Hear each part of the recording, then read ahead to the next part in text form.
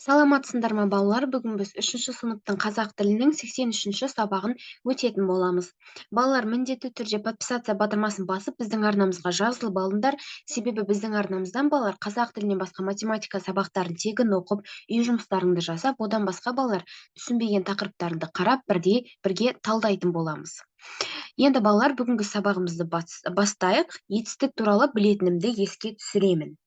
Бірінші жаттығу мәтінді мұқият тыңда дейді. Атамның кабинетінде үлкен портрет ілулі тұратын. Ол кісінің сәл күлімсірей қараған жанарынан бір жылы сәуле тарап, жүрегіңді мейірімге бөлегендей сезілетін. Бірде Ержан атасына қызық сұрақ қойды. Ата, ана кісі сіздің әкеңіз бе деп Әуезовтің суретін көрсетті. Атам Ержанға мойнын бұрып, кімді айтасың? Немересінің шошайған саусағының нені нысанға алғанын көріп күліп жіберді. Ол ұлы адам, өте үлкен жазушы деп түсіндіре бастағанда, Ержан балаға тән шыдамсыздықпен сөзді бөліп жіберді. Ол да момышұлы екен ғой. Неге момышұлы болады? Атам таңданған кейпінде қолындағы 2-3 хатты үстел үстіне тастай салды. Ешқандай момышұлы емес, ол Мұхтар Әуезов деді. Өзіңіз ұлы дедіңіз ғой? Ұлы болса, ол да момышұлы болады, деп Ержан өз жорамалын айтып қояр емес. Атам басын шайқап немересіне ұқтыруға кірісті. Зейнеп Ахметовадан. Енді балалар, соңындағы сұрақтарға жауап берейік. Бірінші сұрақтарды оқып алайық, яғни тапсырмаларды оқып алайық, одан кейін барып жауап береміз. Мәтін кім не туралы дейді. Мұхтар Әуезов туралы, атасы мен немересі туралы, үлкен портрет туралы, ұлы сөзінің беретін мағынасы туралы дейді. Одан кейін екінші тапсырмасы. Атасы ұлы сөзінің мағынасын қалай түсіндірді деп ойлайсың? Үшінші бізде төмендегі қай пікір ақиқат екенін мәтін бойынша тексер дейді. Бірінші, кіре берісте атамның портреті ілулі тұратын. Екінші, атасы немересіне ұлы сөзінің мағынасын түсіндірді.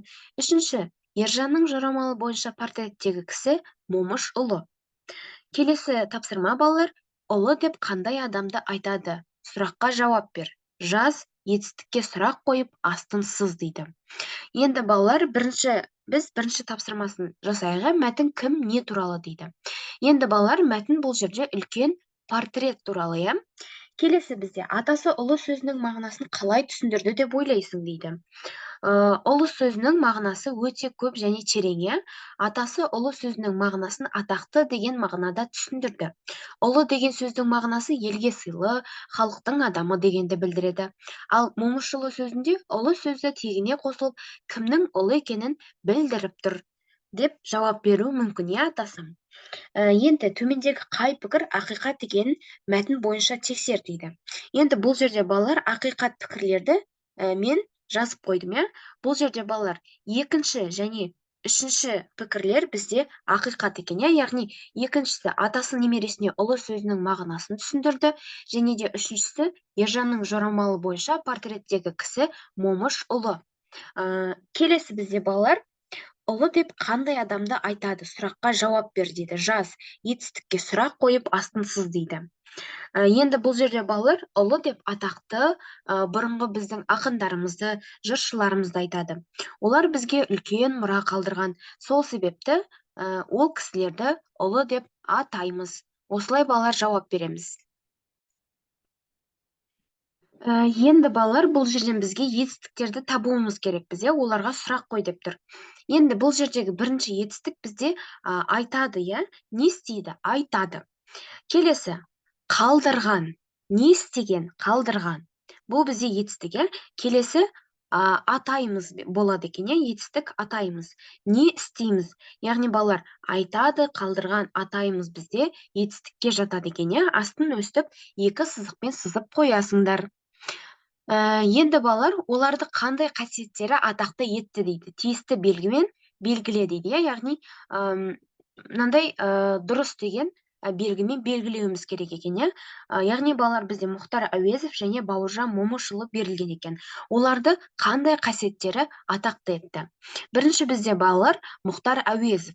Мұхтар Әуезовті қандай қасиеттері атақты етті деп ойлайсыңдар? Бірінші, ол бізде балалар оның білімділігі екен, иә. Екінші ақылдылығы. Үшінші ол мейірімділігі екен, иә. Ал Бауыржан Момышұлын балалар қандай қасиеттер атақты етті? Оны балалар қаталдығы, білімділігі, ақылдылығы және мейірімділігі атақты еткен екен, иә балалар. Яғни өстіп дұрыс деген белгімен белгілеп қоямыз балалар. Келесі бізде балалар екінші жаттығу көп нүктенің орнына тиісті етістіктерді қою арқылы сөйлемдерді толықтырып жаз дейді. Мұхтар Әуезов Абай жолы романын онда Абайдың бүкіл өмір жолы, яғни балалар бұл жерде бізде керекті сөздер баяндалады, жазды деген етістіктер берілген екен, иә. Сол етістіктерді орындарына қойып толықтырып жазамыз.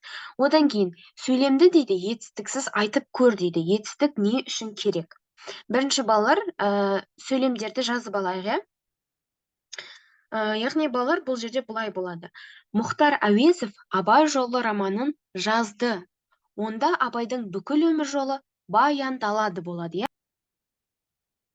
Енді балалар бізге сөйлемге етістік қандай да бір заттың іс-қимылын сипаттау үшін қажет екен, иә. Яғни балалар жазды, баяндалады сөздерін алып тастасақ, бұл жерде бізде сөйлем мағынасыз болып қалады, иә. Яғни етістіктің сөйлемде маңызы өте үлкен екен, иә. Енді келесі бізде балалар үшінші жаттығу кім не істейді? Екі бағанды сәйкестендіріп жаз дейді. Батыр не істейді, жазушы не істейді, ақын не істейді, суретші не істейді, биші не істейді. Яғни балалар сол жағындағы сөздерді оң жағындағы, бағанның оң жағындағы сөздерге сәйкестендіріп жазуымыз керек, иә. Яғни ол бұлай болады екен.